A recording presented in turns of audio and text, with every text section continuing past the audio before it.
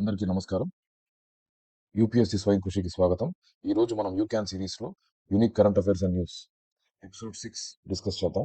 వీడియోలోకి వెళ్ళే ముందు ఈ వీడియో చేయడానికి మేము పెట్టిన ఎఫర్ట్స్ కనుక మీకు నచ్చినట్టయితే ఈ వీడియోని లైక్ చేయండి, షేర్ చేయండి, ఈ ఛానల్ని సబ్స్క్రైబ్ చేసుకోండి.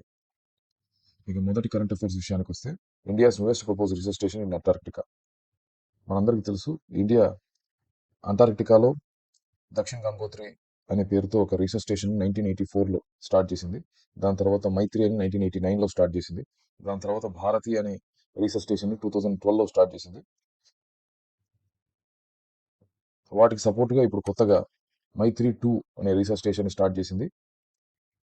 India's new research station in east Antarctica.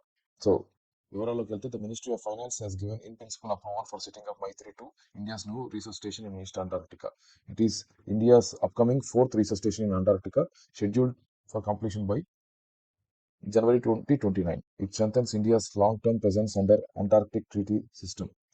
So Antarctica అనేది ఏ ఒక్క దేశానికి సంబంధించింది కాదు. కాబట్టి ఏ ఒక్క దేశమైనా సరే రీసెర్చ్ పర్పసెస్ సంబంధించి అక్కడ స్టేషన్ ఏర్పాటు చేసుకోవచ్చు. సో ఈ అంటార్కిటికా ట్రీటీ సిస్టమ్ 1959 కింద ఇండియా ఎప్పటి నుంచో కూడా తన ప్రెజెన్స్, అంటే 1984 నుంచి కూడా తన ప్రెజెన్స్ని ఉనికి చాటుకుంటుంది. మనం ఆల్రెడీ డిస్కస్ చేసాం. ఓల్డ్ మైత్రి 1989లో బిల్డ్ చేసిన మైత్రి స్టేషన్ ఏదైతే ఉందో, which has surpassed its original design life of 10 years and has faced issues like flawed waste management. So ఈ గత అనుభవాలన్నీ దృష్టిలో పెట్టుకొని గతంలో కంటే మెరుగైన డిజైన్తో మైత్రి 2ని తీసుకురావడం జరిగింది. This project is led by NCPOR Goa under the ministry of earth sciences. So ఇది మనం గుర్తుపెట్టుకోవాల్సింది. ఎవరు తయారు చేస్తున్నారు ఈ ప్రాజెక్ట్ని? NCPOR Goa under ministry of earth sciences. ఎవరు అప్రూవల్ ఇచ్చారు? Ministry of finance. ఇంతకు ముందు ఉన్న దేనికి ప్రిడెసెసర్ మైత్రి ఏ ఇయర్లో ఎస్టాబ్లిష్ అయింది? 1989. ఇది గుర్తుపెట్టుకోండి. నెక్స్ట్ కరెంట్ అఫైర్స్ వచ్చేసి,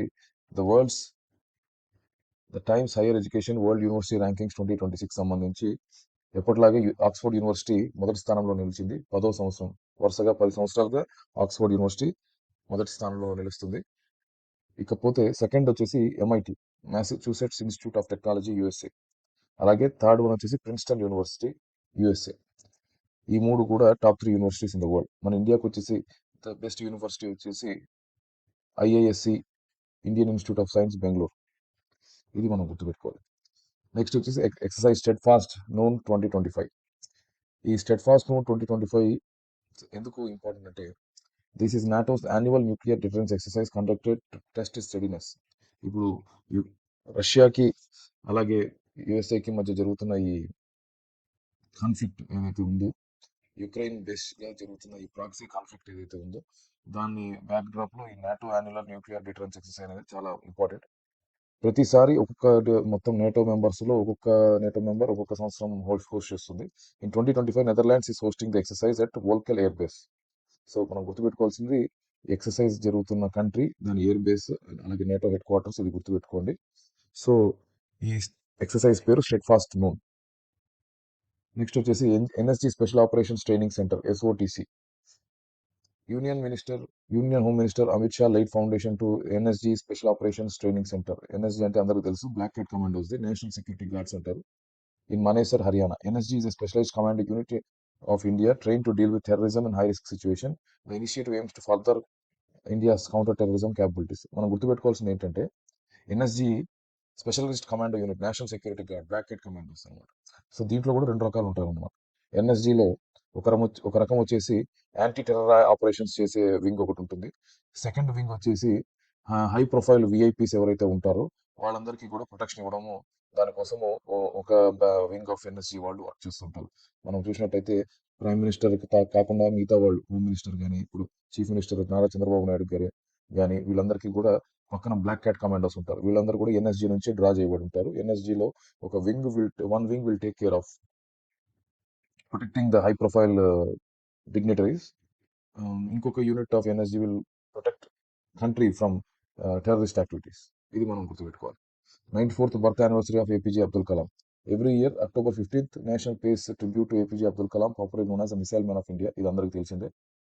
అబ్దుల్ కలాం గారిని మిసైల్ మ్యాన్ అంటారు. Born in 1931, Rameswaram, Tamil Nadu, Kalam became the 11th president of India. His birth anniversary commemorates his enduring contribution to science, education, defense, technology, and youth empowerment. His journey reflects unwavering spirit and dedication embodying the power of education, determination and vision. అతనికి పద్మవిభూషణ్, పద్మభూషణ్, భారతరత్న కూడా ఇవ్వబడింది. Received honorary doctorates over 30 universities and worldwide. ఇక్కడ మనం గుర్తుపెట్టుకోవాల్సింది ఏంటంటే అబ్దుల్ కలాం దేనికి famous, దేనికి సంబంధించి అబ్దుల్ కలాంని మనం మిసైల్ మ్యాన్ అని అంటాం అనేది మనం గుర్తుపెట్టుకోవాలి.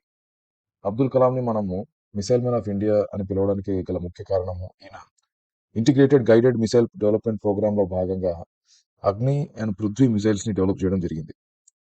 సో అలాగే ఈయన స్పేస్ ప్రోగ్రామ్ లో శాటిలైట్ లాంచ్ వెహికల్స్ ఎస్ఎల్వి దీన్ని కూడా ఆయన లాంచ్ చేయడం జరిగింది. ఆయన one of the important development అతను చేసింది ఏంటంటే PSLV, polar satellite launch vehicles ఏవైతే ఉన్నాయో the workhorse of ISRO, దాన్ని డెవలప్ చేసింది కూడా కలాం అని చెప్తారు.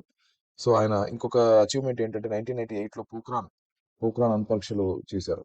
సో ఈ పోఖ్రాన్ అణుపరీక్షలకు కూడా 1998 under the leadership of Vajpayee so execute చేసింది ఏపీజే అబ్దుల్ కలామే.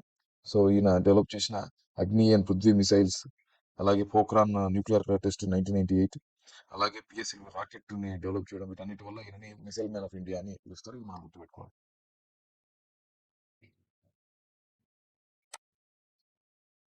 సో ఇది ఈ వారం కరెంట్ అఫైర్స్.